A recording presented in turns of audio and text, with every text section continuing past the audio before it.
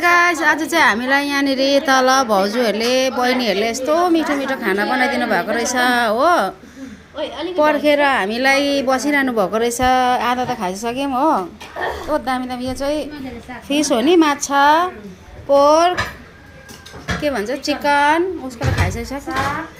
अन्त यहाँ हाम्रो बहिनीहरू चाहिँ यहाँ हुनुहुन्छ। हाम्रो यहाँ बसन्ता हुनुहुन्छ। यहाँ हो के भन्छ जयमसी हो भाउजू। यो चाहिँ म अब हामी खानु लागेको के ल साथीहरू। हामी चाहिँ खाना खाएर आएको दाजु भाउजूकोबाट बहिनीहरूबाट।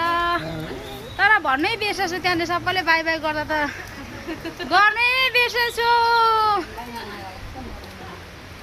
फुपूले मलाई आशीर्वाद दिएको छ अलिक लुती हुनु बेसी मोटो नहुनु भनेर हाम्रो भाउजू यहाँ आउनु भएको छ आज। अघि पसेको होला। यो त सम्झना घर है हाम्रो सम्झनाको कान्छीको।